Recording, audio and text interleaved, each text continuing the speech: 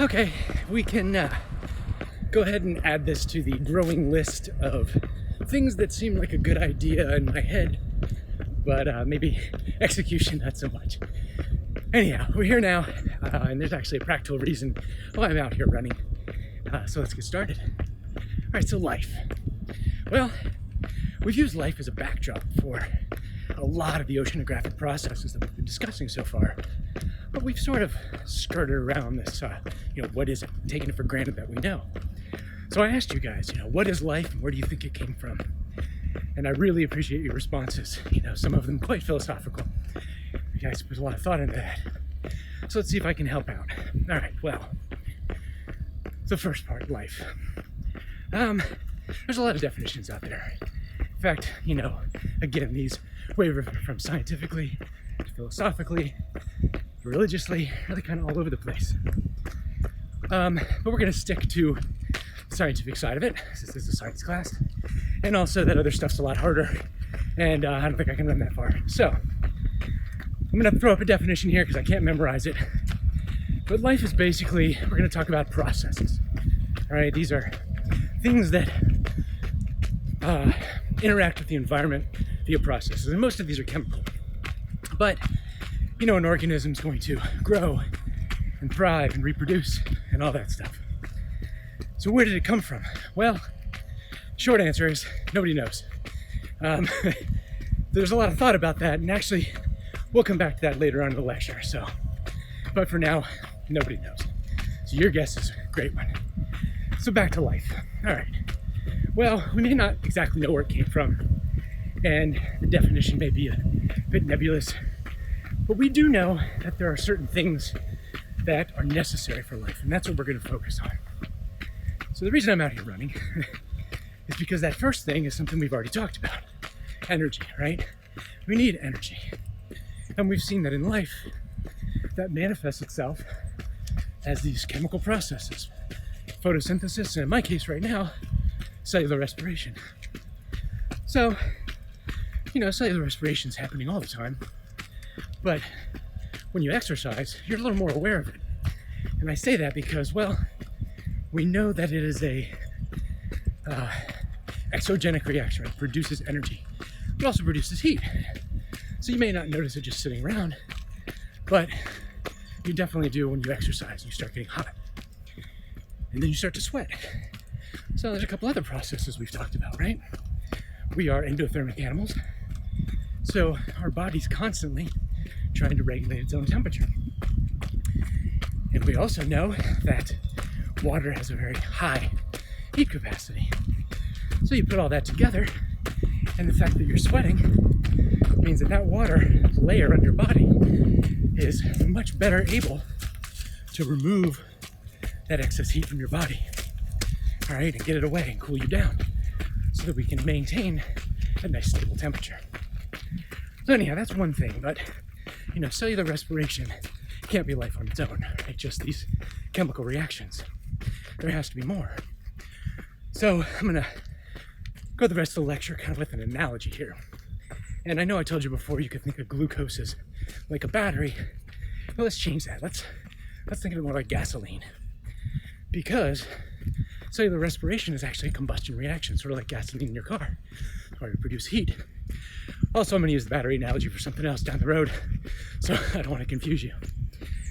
But anyhow, so think of it like a car. Gasoline isn't the only thing. You have to have structure. You have to have storage. You have to have someone driving, right? You have to have a lot of other things. So we're going to take this idea of energy transfer, and again, the molecules you need, glucose being one of them, to constitute what life needs. So I'm going to get cleaned up, probably take a nap, and then we can talk about all the rest of the compounds necessary for life to exist. I'll see you guys clean and warm somewhere else. All right.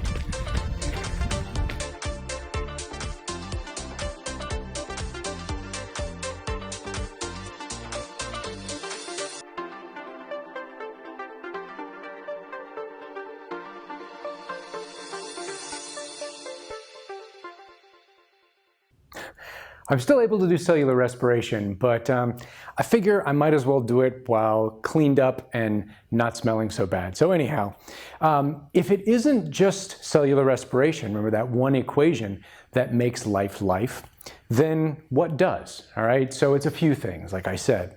And it's going to come down to 4 basic carbon-containing molecules, all right? And that's going to be carbohydrates, lipids, proteins, and nucleic acids. And we're going to talk about each one of those.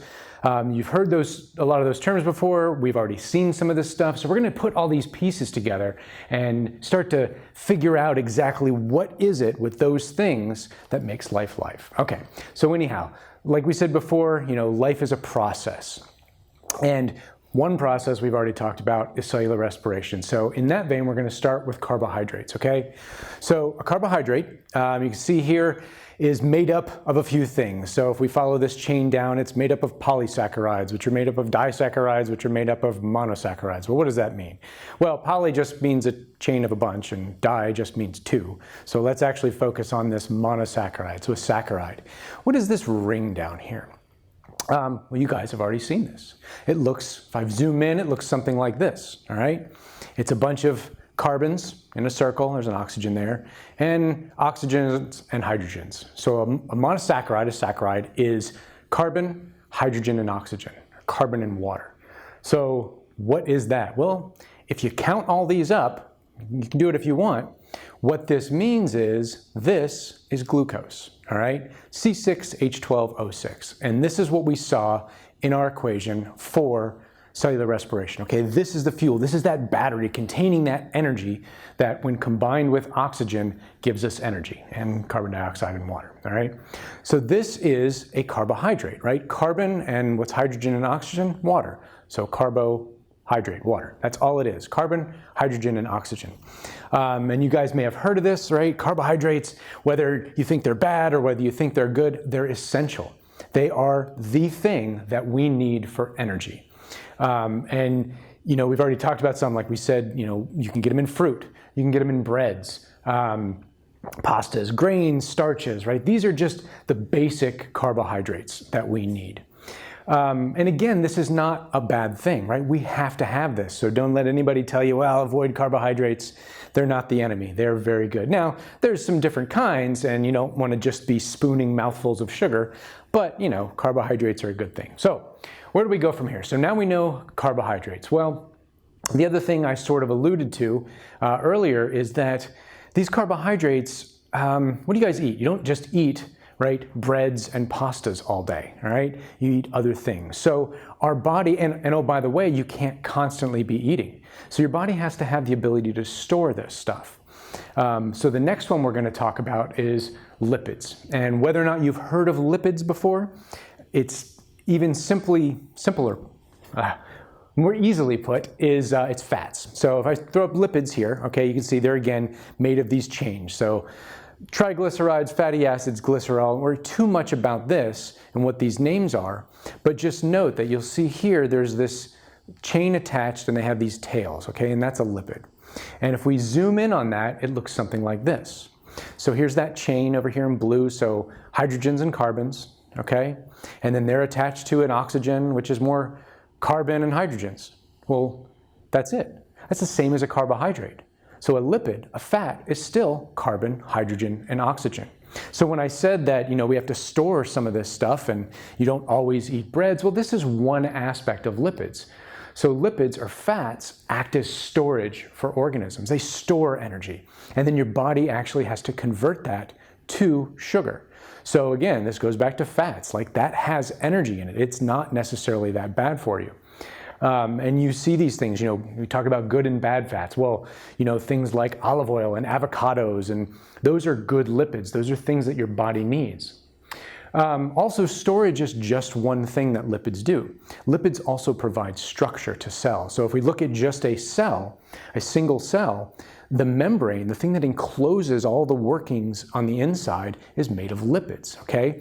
It's lipids on both sides. So if I throw up this figure here, you can see on the top is the outside of the cell, and on the bottom is the inside of the cell. And there's two I guess, membranes of lipids that touch at those tails, and that creates that barrier, all right? That creates that semi-permeable surface for nutrients to move in and out of, for gases, gas exchange, all this other stuff inside and outside of the cell. So, okay, we have discussed these, again, carbon, hydrogen, oxygen. That's as far as we've gotten. We've already talked about 2 of the 4 essential molecules for life, and it's just those 3 elements. So these first 2, carbohydrates and lipids, I like to put in the class of fuel and structure, all right? So if you think of like a car, you have your lipids could be your structure of the frame of the car and the gas tank, right? Because that's a storage. And then your carbohydrates are your fuel. Well, if it's just a structure and it's just a fuel, that doesn't mean it's going to go anywhere. So again, back to that cellular respiration reaction, just because that occurs doesn't make life. That's just a chemical reaction. So we have to have some machinery. There has to be some workings inside that car. We have to have an engine, and we have to have all the bits connected to each other, and we have to have a drivetrain and a transmission and all these other things. So that's where we're going to go to our next 2. And our next one that we're going to talk about is proteins. And you guys may probably have heard of proteins. I'm sure, they build muscle. This goes back to that diet thing, carbohydrates versus proteins. Well, proteins do a lot. All right, they are the workhorse of life. They're the workhorse, all the machinery inside your body. So think again, inside that car is the engine and the drivetrain, the transmission, the differential, all that stuff, the steering wheel. And I say that because proteins are just molecules that perform a function, all right? They have jobs. So you can see here a protein, again, is made of peptides, which is composed of amino acids. So you guys may have heard of amino acids too, but all a protein is a chain of amino acids. So if I zoom in on a long protein, it's just a long chain of these amino acids. And depending on which amino acids are in which order is what's going to give a protein its job. So another figure I can throw up, this is a rendition of what a protein is going to look like. And you see the different coils, the different colors, right? All that means is these are different ways that amino acids are strung together. And that shape determines its job. So the job of one protein might be to transport oxygen from one place to another, or energy from one place to another, or it may build muscle, or it may, a lot of things, right? So proteins are sort of those workhorses of the cell. They perform functions, and they also provide structure. These amino acids, I'm not going to go into it too much, but you can see here, there's about 500 of these amino acids naturally. In our body, we need 20. So 20 essential amino acids for us to perform all these functions. So now we're going to start talking numbers, and we're going to see that it still doesn't take much to build proteins, to build life. So these amino acids, again, here's a few different ones here. What do we have? Alanine, valine, leucine, sure. The main structure, again, looking back at that other figure, is you're going to have a center carbon. You're going to have something called a carboxyl group. You're going to have the amine group, right? And then on the bottom, you're going to have different things. So you'll notice here, they're all the same except for this bottom part. And that's what's going to give these amino acids their property, because they're going to combine in different ways. And 20 amino acids is all it takes to build proteins that perform every function in our body. And again, you guys know proteins, things like meat and eggs and fish and nuts. And really, there's protein in everything. There's protein in vegetables too, because all plants have to use protein, so it's in there. But importantly, look at the structure of these amino acids. What do they contain? Well, carbon, hydrogen, oxygen. And then you'll notice in these, there's some nitrogen thrown in there. Not in all of them, or sorry, there's nitrogen, right there. All right, so we've added one more. So now we have carbon, hydrogen, oxygen, and nitrogen. 4 things. That's it. So that is the structure, the fuel, and the machinery. Well, what else do you need for a car to run? Well, you need somebody driving, right? You have to have some directions. You have to have some guidance. You have to know what to do, not just how to do it. And that brings us to our last one. And this is something called nucleic acids. Whether or not you've heard that term before, you've probably heard of DNA and or RNA, right? Deoxyribonucleic acid and ribonucleic acid. And so you can see here, again, nucleic acids, that is both the DNA and the RNA. And those are just made up of strings of nucleotides. And if I zoom in on a nucleotide, all right, you can see that here. And we have this phosphate group, all right, so that's that backbone. So that's that backbone structure. I'm going to get a little further over here, right there, all right? Or in the case of DNA, it's a double helix and it's coiled, but that is just phosphorus and oxygen. Incidentally, if you guys remember from environmental factors, one of those essential nutrients to life in the ocean was phosphates. Well, there you go. It's just they're part of that structure of DNA and RNA.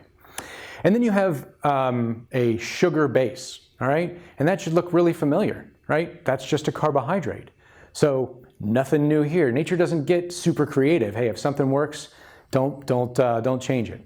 So the phosphate group and the sugar are pretty standard, and that's that backbone.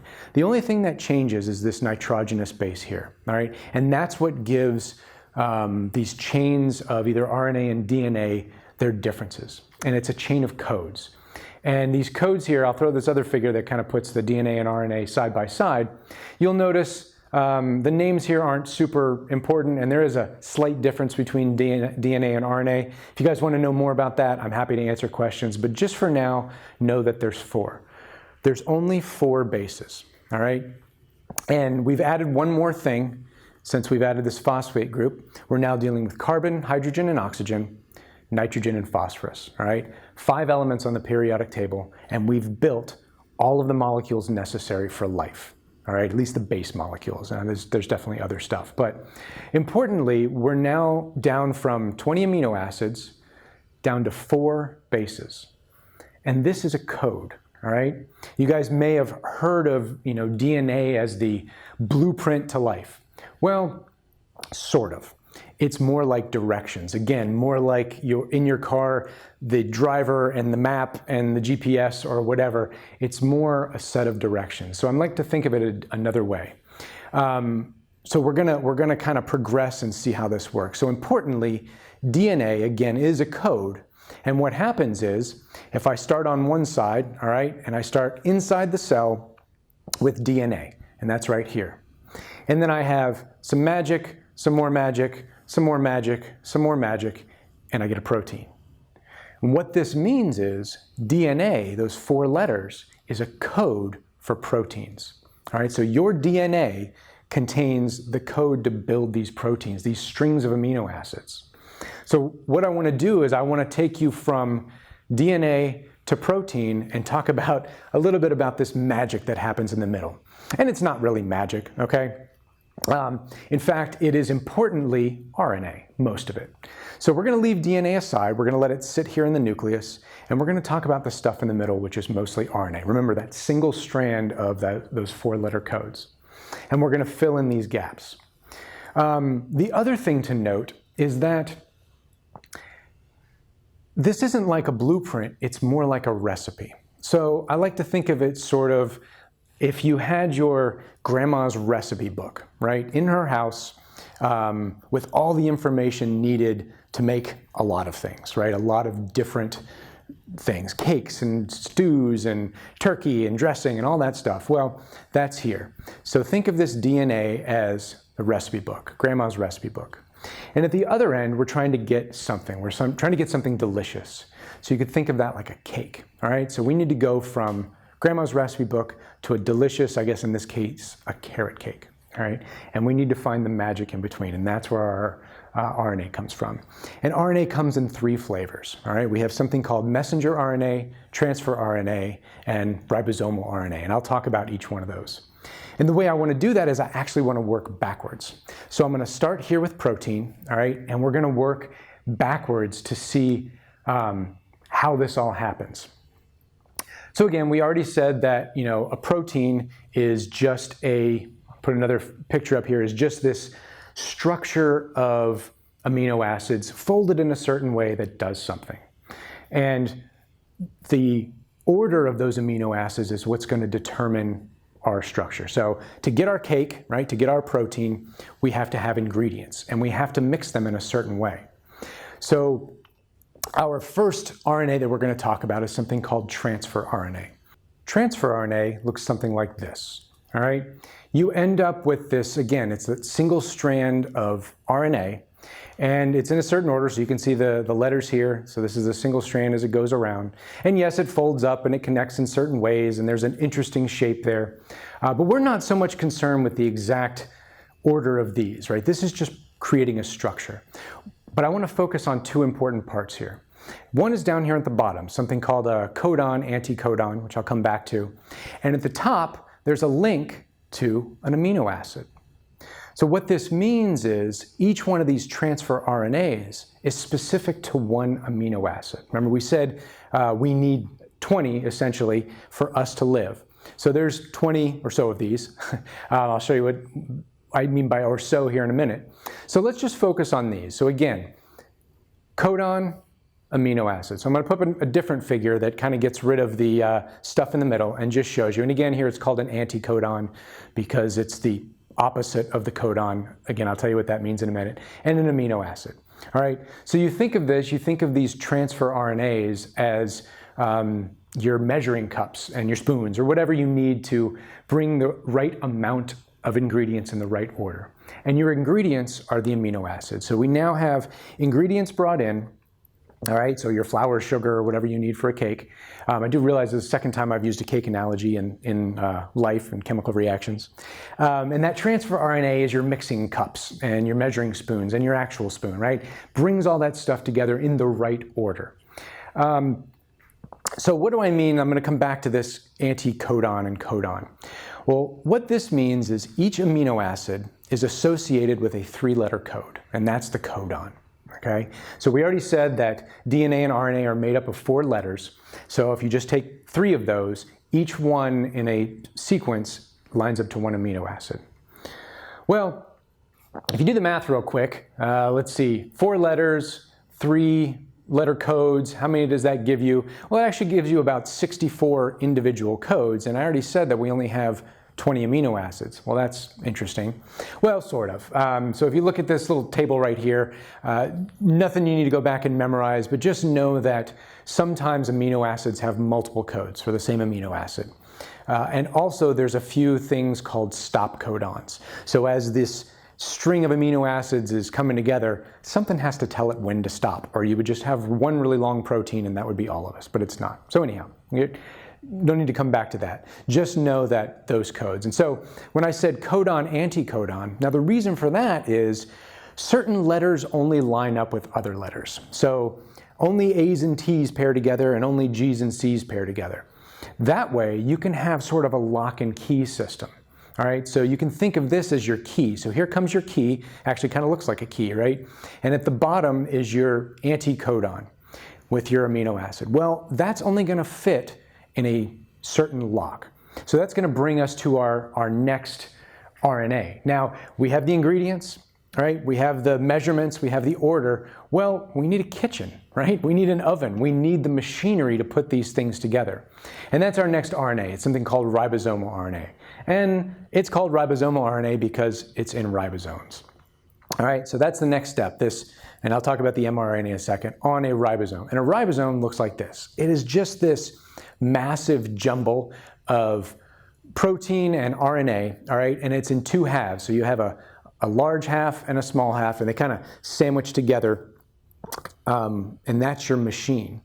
And in the middle of that machine comes your third RNA, that messenger RNA, and I kind of want to talk about these together. So we're going to look at this a little bit different way if I show you this figure here.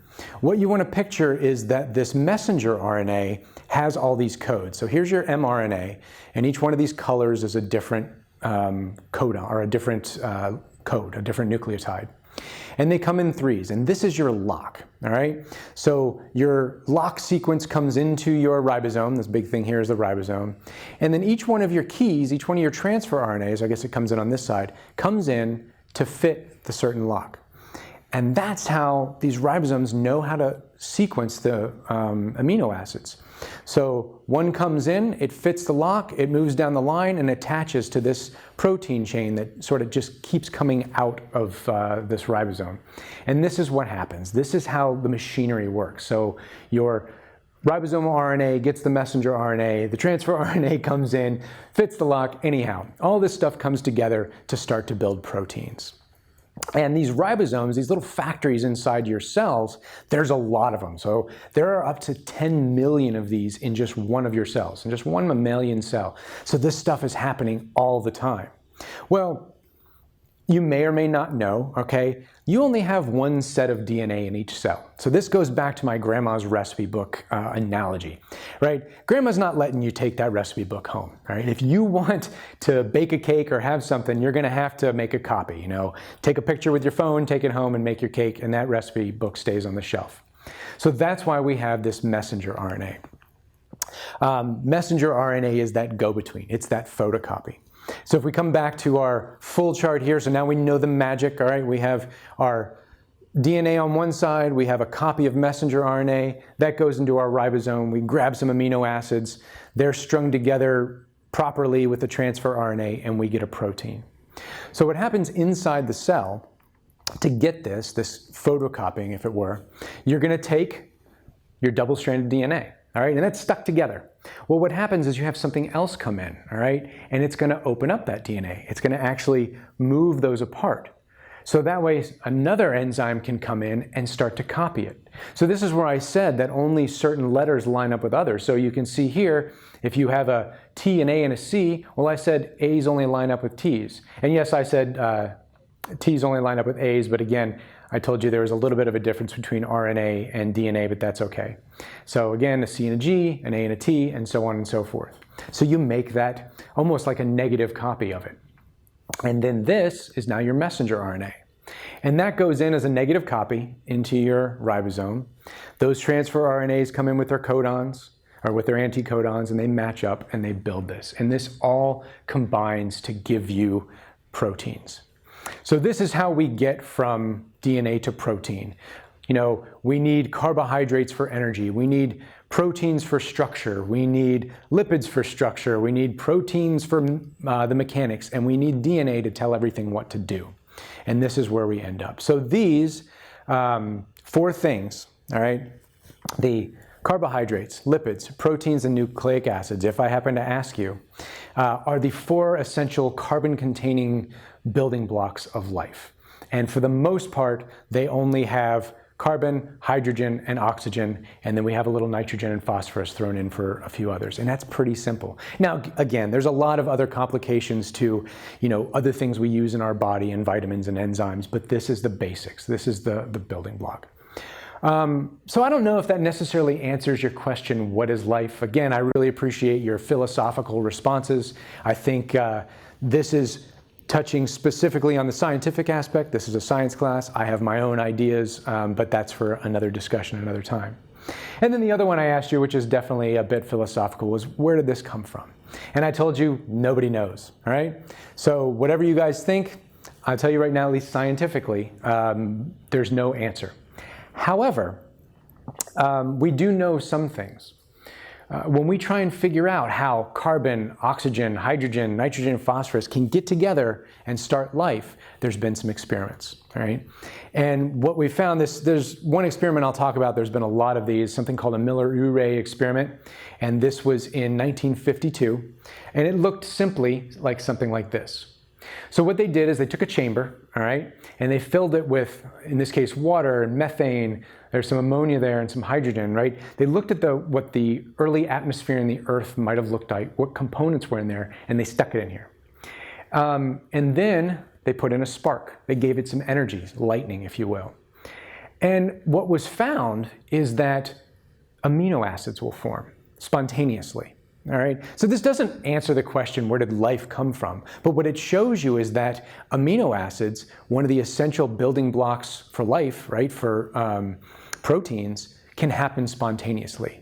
So again, not a complete answer, but you can see there's a progress there. So this work is continuing to go on. Again, if you guys have more philosophical ideas, I'm happy to talk about those. So overall, right, life is incredibly diverse on Earth.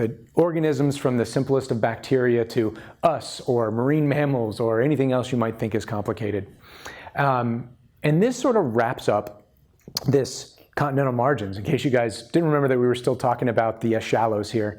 All right, this is sort of, we've covered a lot of things in this module. We started with some of the organisms that live there. We've talked a lot about chemical reactions. We've talked about all these environmental factors that affect life, and now what actually is life? So we're going to move on, all right, into our next module, and that's going to bring us even closer to shore, all right? That's going to bring us up to the shoreline. And we're going to talk about a few things in that, but before that, I do have one more class participation question for you guys to think about before we move on. And I simply want you to tell me what you think a wave is. Obviously, ocean waves are really important, but get even simpler than that. Just what is a wave? Any kind of wave, I don't care. You guys go ahead and take a look at that. Think about it again. You don't have to look it up. Just sit back, muse. What do you think a wave is? And until then, again, do your reading. Complete your assignments, and please contact me if you're having issues or come to office hours, either one. And I'll see you guys in the next module when we talk about the coastline.